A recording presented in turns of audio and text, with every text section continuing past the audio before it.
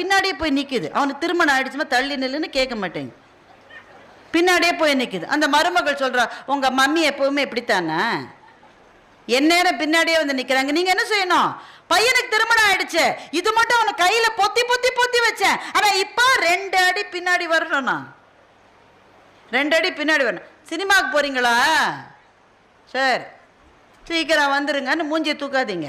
அவன் சினிமா நீ போகாதனால அவன் போகத்தான் போகிறான். நீயே கௌரவமாக போன்னு சொல்லிட்டேன்னா உனக்கு மரியாதை தானே.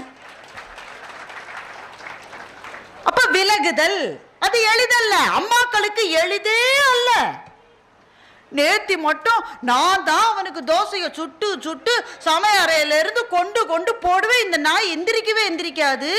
டிவி முன்னாடியே உட்காந்து 30 தோசை தின்ன நாய் இன்னைக்கு அவ இப்பதான் அடுக்கலைக்கு வந்து மாவை ஊத்திருக்கா கல்லுல. பின்னாடியே வந்து darling you need any help பண்ற.